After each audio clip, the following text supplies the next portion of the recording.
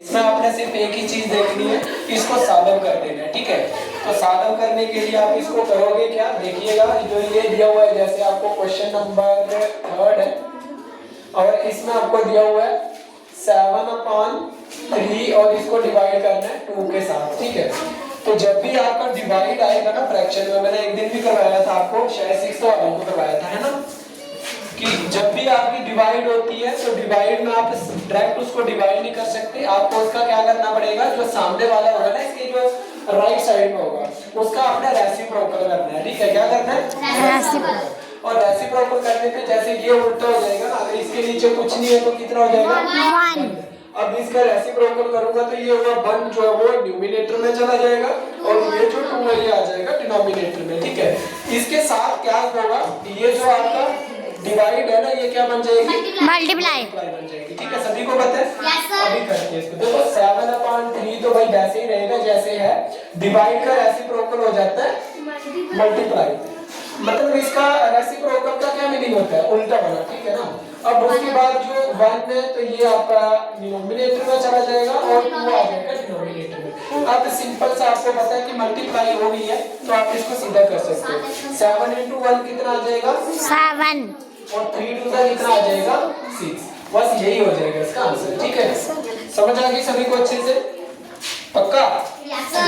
Next देखिएगा इसका कुछ, ये जो मिक्स्ड फ्रैक्शन वाला है ना, एक ये करवा देते हैं। जैसे ये 3 × 1/7 और इसका क्या है, डिवाइड करना है आपने इसको 4 के साथ। ठीक है, तो आपको पता है ये मिक्स्ड फ्रैक्शन है, इसको आपने क्या करना है, सिंपल फ्रैक्शन में करना है पहले।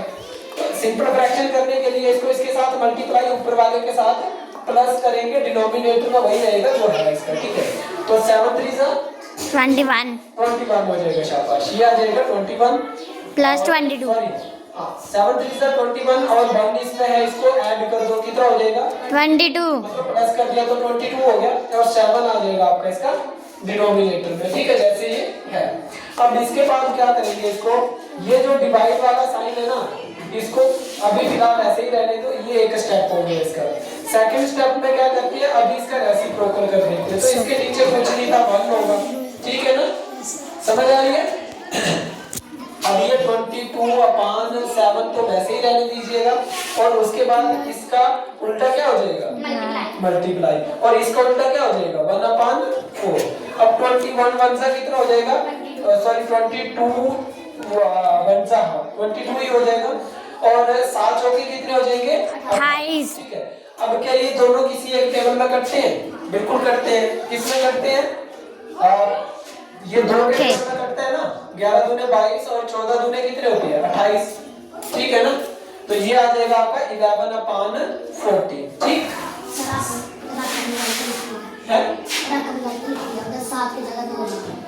कहाँ पे, यहाँ पे 2 था, अरे 2 का, अच्छा 2 था, कोई दिक्कत नहीं, वो कोई परेशानी नहीं है, मतलब आपको समझ आ गई ना। अगर ये वाला भी होगा तो चल जाएगा। ठीक है, उसमें अगर वो वाला बोल रहे थे इसकी जगह पे 2 लिख देना, चल जाएगा। देखो जैसे आप तो ये बोल रहे होंगे, ये वाला बोल रही है ना 2, ये 3 × 1/2 और इसको डिवाइड करना है अपना 4 के साथ, यही है ना। तो बस उसमें क्या, यहाँ पर 7 लिखा है ना, उसकी जगह पे ये लिख देना। 3 दूने कितने हो जाएंगे, 6 और ये कितना हो जाएगा, 7/2 आ जाएगा ये, और आप इसको वैसे ही कर देना।